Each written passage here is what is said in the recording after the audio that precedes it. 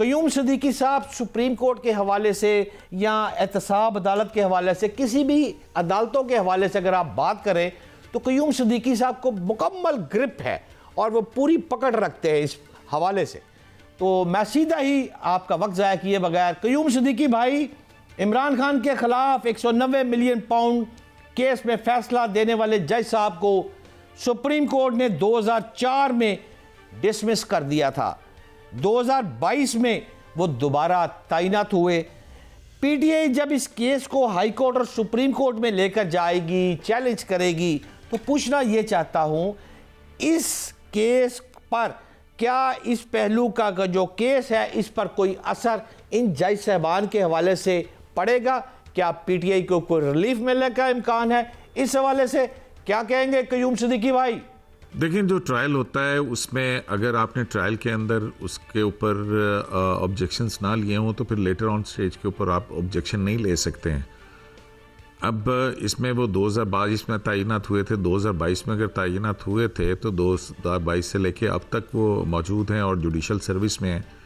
ये कोई अचानक तो हुआ नहीं है कि बग़ैर किसी अगर वो डिसमिस हुए थे, लेकिन आई डोंट नो कि वो फैक्ट्स चेक करने वाली बात है, महज इल्ज़ामात और हैं। क्योंकि दूसरी तरफ एक बात ये भी आती है कि जब वो हबीब वहाबुल खैरी साहब वाला जो इशू था जिसके ऊपर 2005 की जजमेंट का वो हवाला देते हैं कि भी उसके बाद जो है वो एक कोई इंक्वायरी जो है वो हुई थी, और इंक्वायरी जो है वो शायद उस वक्त इफ्तिखार हुसैन चौधरी जो फवाद चौधरी साहब के चचा थे, वो हाई कोर्ट के चीफ जस्टिस थे। और मतलब ये भी सुनने में इस तरह की बातें आ रही हैं क्योंकि सईद चौधरी जो कोर्ट्स को करते हैं, बड़े रिनाउंड जर्नलिस्ट हैं, उनका ट्वीट मैं पढ़ रहा था और उस ट्वीट के अंदर था कि इफ्तिखार हुसैन चौधरी साहब जो हैं उन्होंने इनके ख़िलाफ़ जो इंक्वायरी हुई थी उसके बाद इनको बहाल कर दिया था। अब देखना ये है कि भी इसके फैक्ट्स क्या हैं। जाहिर है कि एक ऐसा शख्स अगर वो सर्विस में नहीं है तो वो मुकदमा कैसे सुन सकता है। अगर वो अपॉइंट हो गया था तो उसकी वो इंक्वायरी होगी, वो इंक्वायरी से क्लियर होने के बाद वो रीअपॉइंट हो गया होगा। तो आया बुनियादी चीज़ ये है कि क्या ट्रायल के दौरान ये ऑब्जेक्शन लिया गया था या नहीं लिया गया था। उस वक्त तो मेरा ख्याल है कि हम तो ये सुन रहे थे कि वो कहते कि हमें भरपूर एतमाद है इन पे। क़य्यूम सिद्दीकी साहब, आप एक लंबे अरसे से कोर्ट्स को कवर कर रहे हैं और माशाल्लाह पाकिस्तान के आप उन वाहिद बेस्ट 3 जर्नलिस्ट में आपका शुमार है जिनकी इस काम पे ग्रिप है। पूछना आपसे ये चाहता हूँ कि जब आप रोज़ाना की बुनियाद पर कोर्ट्स में जाते हैं तो आप चंद माह पीछे चले जाए, सुप्रीम कोर्ट में एक दूसरे के साथ पोजीशन ली हुई थी, कुछ जजेस ग्रुप्स बने हुए थे, आप खुद भी ये ब्रेकिंग खबरें देते रहे हैं। अब जब आप जाते हैं सुप्रीम कोर्ट तो वहाँ के माहौल में क्या कोई आप तब्दीली देख रहे हैं? देखिए, जो पिछले 3-4 साल का माहौल था, इस वाले से अभी हमारी चीफ जस्टिस पाकिस्तान जस्टिस या आफरीदी से भी बात हुई थी और उनसे भी हमने यही कहा था कि ये जो जजेस के दरमियान में एक्रिमनी है, जो चपकलिश है, जो रंजिश है, वो किस हद तक जो है वो कम हुई है। तो उनका जो जवाब था, उनका ये कहना था कि वक्त गुजरने के साथ साथ हो जाएगा। और क्योंकि पिछले 3-4 साल के अंदर जिस किस्म के मुकदमात आए हैं, जितने सियासी मुकदमात आए हैं, तो उसमें जो है वो कुछ पोजीशनिंग थी, लेकिन वो बात जो है वो हमें अभी भी नज़र आती है। अगर आप इसको ज़रा और मुख्तलिफ अंदाज में सोचें कि ज़ाहिर है वो एक इदारे के सरबराह हैं, वो इस किस्म की कोई बात नहीं करेंगे, लेकिन हमें बहरहाल सुप्रीम कोर्ट के अंदर एक वाज़ेह तकसीम अभी भी नज़र आती है। और एक तकसीम तो बड़ी वाज़ेह है और वो है आइनी बेंच की और रेगुलर बेंच की। लेकिन जो दूसरी तरफ है वो आप देखते हैं कि एक सीनियर जज हैं जस्टिस मंसूर अली शाह साहब, जो कि चीफ जस्टिस नहीं बन सके 26वीं आईनी तरमीम के बाद। उनकी जानिब से मुसलसल खतूत जो हैं वो उसके ऊपर लिखे जाते हैं। चीफ जस्टिस को पहले लिखा था जुडिशल कमीशन की कमेटी, जो जजेस कमेटी होती है, उसके अंदर उन्होंने जस्टिस मुनीब और जस्टिस मंसूर ने जो है वो अपनी साइड के ऊपर ही फुल कोर्ट 26वीं आईनी तरमीम के हवाले से तश्कील दे दिया था 4 नवंबर को। उसके बाद जुडिशल कमीशन के इजलास के अंदर भी वो इस तरह की बात करते हैं। तो वो बज़ाहिर तो जो है वो आपको नज़र नहीं आता, लेकिन और अभी हाल ही के अंदर एक मुकदमा आया जो इख्तियारात की तकसीम के हवाले से है कि आइनी बेंच और रेगुलर बेंच के इख्तियार के हवाले से आर्टिकल 191 ए जिसमें अमेंडमेंट करके की गई है, तो उस पर भी उन्होंने नोटिस लिया और इशू किया इस एतराज़ पर कि आप नहीं सुन सकते। तो जजेस के माबैन में बहरहाल वो उस तरह का आइडियल माहौल नहीं है। क़य्यूम भाई, आप अभी आईनी बेंच की बात कर रहे हैं, तो अगर इस पर बात की जाए तो क्या आप समझते हैं कि बेंच में कौन कौन है? क्या चारों सूबों की नुमाइंदगी होनी चाहिए? पीपल्स पार्टी का भी यही मौक़िफ़ था। इस वक्त क्या सूरत हाल है आईनी बेंच के हवाले से? इस वक्त जो आईनी बेंच है उसमें चारों सूबों की नुमाइंदगी है। आप ये देखेंगे जस्टिस अमीनुद्दीन जो हैं वो पंजाब से हैं, जस्टिस जमाल मंदोखेल बलूचिस्तान से हैं, जस्टिस मोहम्मद अली मज़हर और जस्टिस हसन अज़हर रिजवी सिंध से हैं, जस्टिस शाहिद बिलाल और जस्टिस अमीनुद्दीन वो सरबराह हैं वो दोनों पंजाब से हैं, खैबर पख्तूनख्वा से जस्टिस मुसरत हिलाली हैं और बलूचिस्तान से जस्टिस जमाल मंदोखेल और जस्टिस नईम अफ़गान है। तो चारों सूबों की नुमाइंदगी तो मौजूद है इस वक्त। क़य्यूम सिद्दीकी साहब, आप 190 मिलियन पाउंड रेफरेंस ट्रायल को अगर ज़रा गौर से देखें और हाई कोर्ट में जाता हुए इसे देखें, तो आप क्या समझते हैं कि इस किस्म के जो ट्रायल है अमूमन कितना अरसा लग जाता है यहाँ से रिलीफ मिलने का? देखिए, दो चीज़ें होती हैं। एक तो अगर अर्जेंट हेयरिंग का केस हो तो वो हाई कोर्ट जो है वो फ़ौरन उसको अर्जेंट हेयरिंग के ऊपर लगा के सुन लेते हैं। लेकिन एक है जो कि आपका ये एक अब्दुल क़य्यूम सिद्दीकी का केस है, आम रूटीन के अंदर वो क्योंकि अपील है डीबी सुनेगी। अब इस हवाले से बड़ी एक दिलचस्प सूरत हाल है कि इस्लामाबाद हाई कोर्ट के बहुत सारे जज साहिबान के हवाले से पाकिस्तान तहरीक इंसाफ का ये बहुत बड़ा एतराज़ होता है, लेकिन दूसरी जानिब भी जो दीगर जज साहिबान हैं उनके ऊपर भी एतराज़ होता है। जैसे टेरिन जेड वाइट का जो केस था, आपको याद होगा कि justice Aamir Farooq chief justice और मोहसिन क़यानी साहब उसको सुन रहे थे और फिर वो एक किस्सा बना था, उन्होंने ख़ुद ही अपलोड कर दी थी, लेकिन अपलोड होने से पहले वो जजमेंट जो है वो एक ट्विटर अकाउंट से ट्वीट भी हो गई थी। तो अभी ये जो कह रहे थे ना कि कुछ जर्नलिस्ट जो हैं वो सहाफ़ी जो हैं वो कह रहे थे कि जनाब ये इसकी बुनियाद पे ऐसा हो सकता है, इतनी सज़ा होगी, इतनी नहीं होगी, और ये पहले से कहा जा रहा था। तो टेरिन जेड वाइट के केस के अंदर भी वहाँ पे तो एक पूरी की पूरी जजमेंट जो है वो अपलोड होने से पहले लीक हो गई भी थी।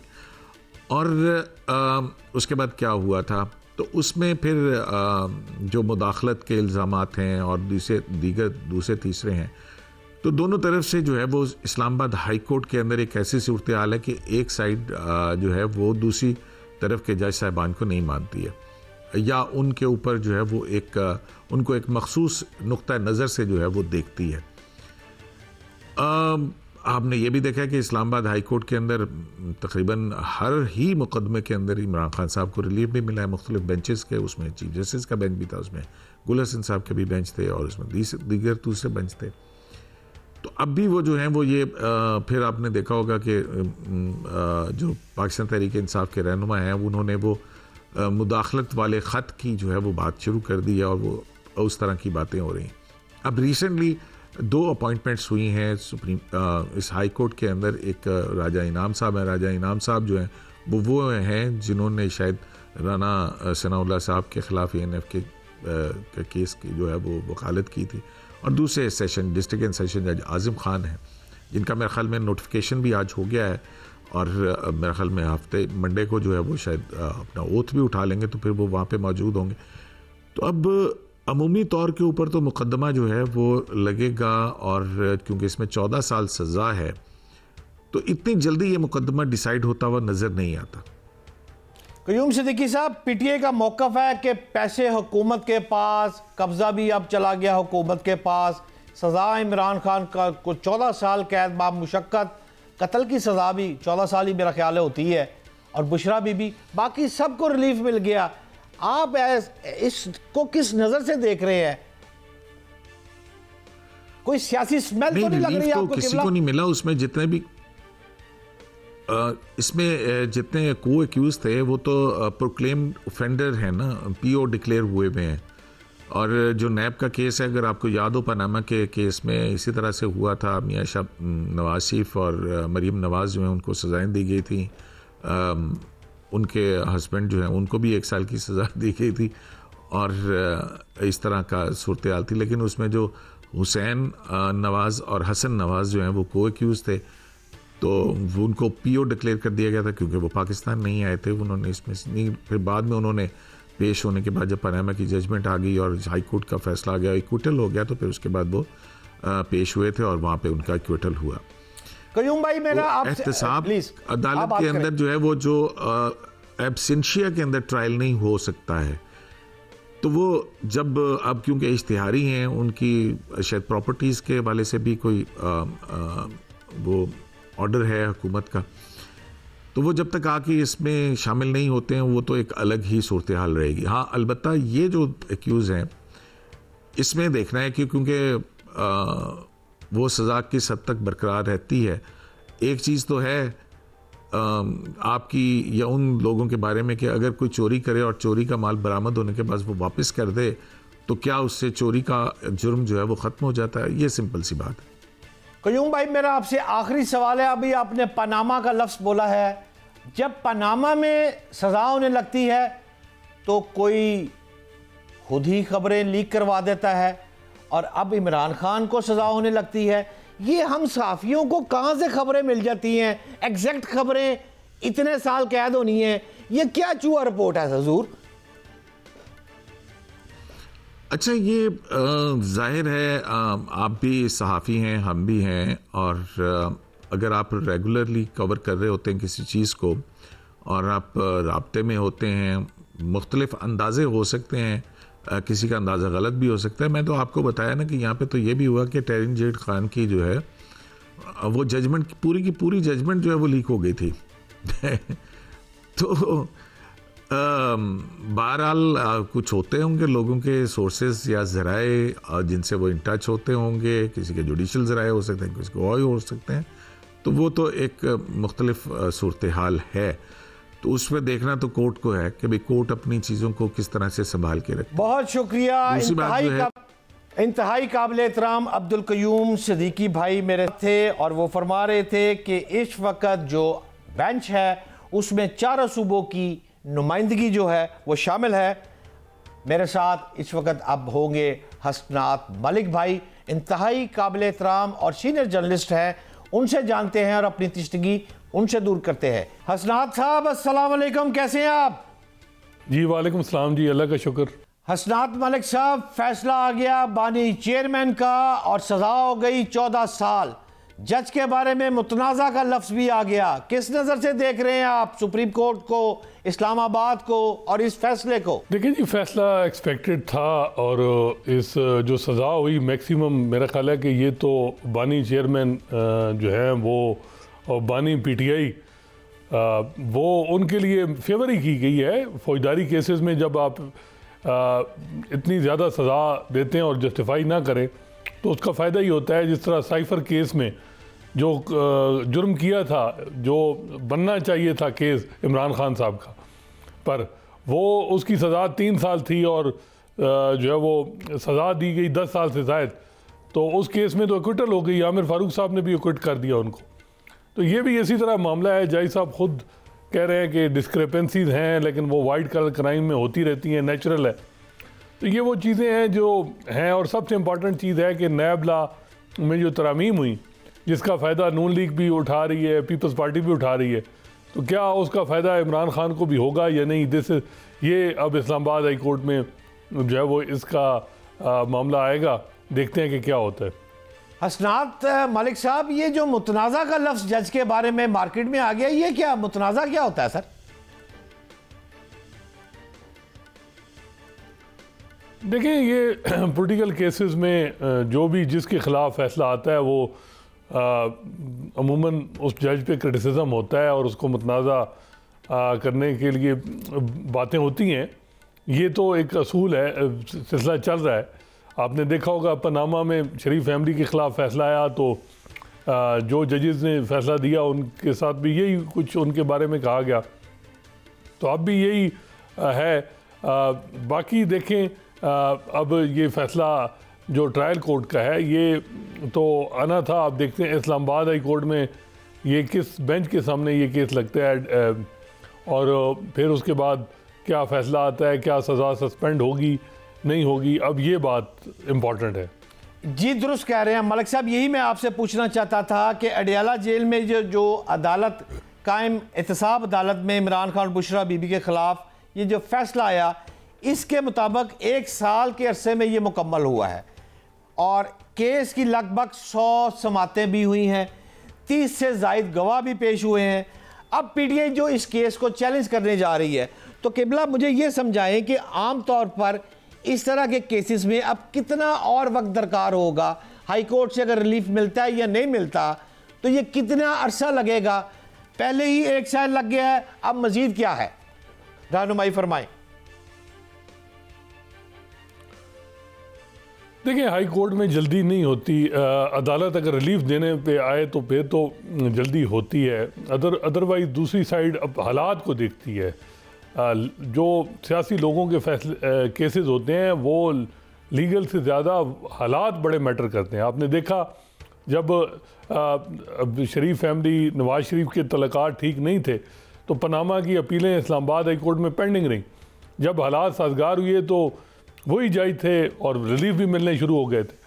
तो ये सारा जो सूरत हाल है कि सरकमस्टांसेस वो कैसे हैं, जब ये बातें हो रही हैं कि मामलात पीटीआई के कोई दुरुस्त समझ होंगे तो अदालतों में भी रिलीफ मिलेगा, अगर नहीं होंगे हालात तो रिलीफ भी नहीं मिलेगा। मलिक साहब, ये 30 से ज़ायद गवाह पेश हुए, 190 मिलियन पाउंड रेफरेंस की जो मैं अभी बात कर रहा था, मैं आपसे आखिरी सवाल ये पूछना चाहता हूँ कि आप बहुत गहरी नज़र रखते हैं, क्या इस केस में मेरिट और ग्राउंड की अगर आप बात करें तो पॉलिटिकल साइड से कोई आपको कोई विक्टिमाइजेशन तो नहीं महसूस होती?